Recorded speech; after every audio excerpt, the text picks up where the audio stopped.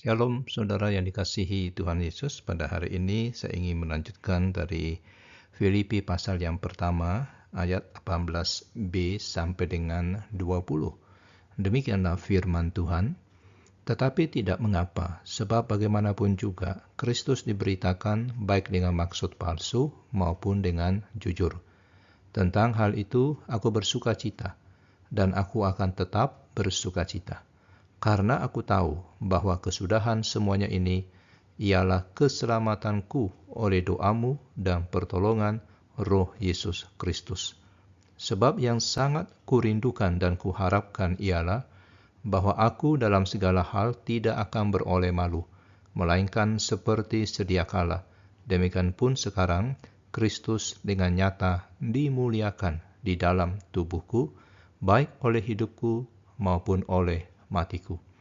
Filipi pasal yang pertama ayat 18b sampai dengan 20 di sini memperlihatkan kedalaman iman Paulus yang begitu luar biasa. Di tengah ketidakpastian akan nasibnya, hidup atau mati, satu hal yang pasti baginya, Kristus harus dimuliakan. Bagian ini mengajarkan kita tentang sukacita yang berakar pada iman, keyakinan akan pertolongan Tuhan, dan penyerahan diri sepenuhnya pada kehendak Tuhan.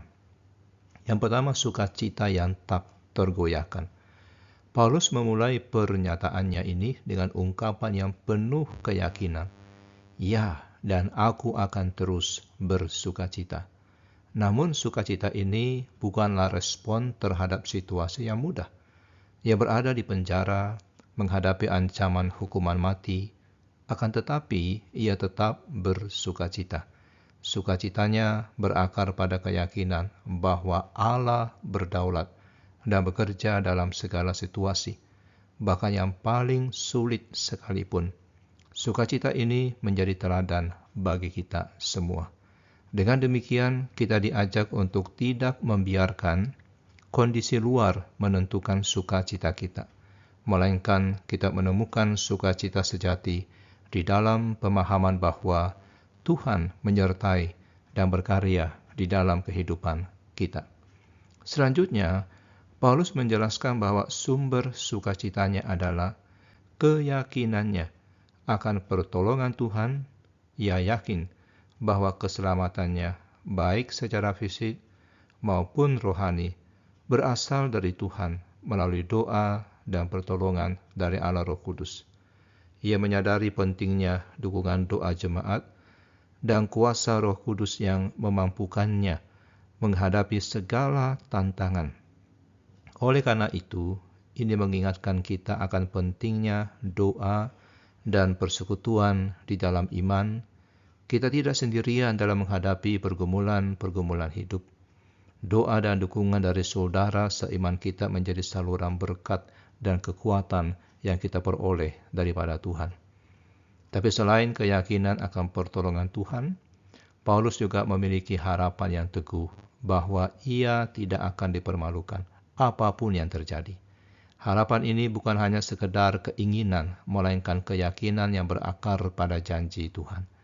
Ia percaya bahwa Allah akan memuliakan dirinya melalui hidup Paulus, baik melalui pelayanan yang berkelanjutan maupun melalui kesaksian kematiannya. Dan berdasarkan hal ini saudara, kita pun diajak untuk memiliki harapan yang sama. Percaya bahwa Tuhan akan menuntun dan memampukan kita untuk hidup dan memuliakan nama Tuhan. Dan berkaitan dengan harapannya ini, Paulus menunjukkan bahwa bagi dirinya, hidup dan mati adalah dua sisi mata uang yang sama. Keduanya adalah kesempatan untuk memuliakan Kristus. Jika ia hidup, ia akan terus melayani Tuhan dan memberitakan Injil. Jika ia mati, kematiannya akan menjadi kesaksian akan kesetiaannya kepada Kristus. Dengan demikian, ini mengajarkan kita bahwa tujuan hidup kita adalah memuliakan Kristus di dalam segala hal, baik dalam suka maupun duka, sehat maupun sakit, hidup maupun mati. Dan terakhir, Paulus menunjukkan bahwa Dia memiliki keberanian untuk menghadapi masa depannya, karena ia tahu bahwa Roh Kudus akan menyertai dia. Keberanian ini bukan berasal dari dirinya sendiri, melainkan karunia dari Tuhan. Dan sebagai hasilnya, kita pun dapat memiliki keberanian yang sama dalam menghadapi tantangan hidup jika kita bersandar pada kuasa Roh Kudus.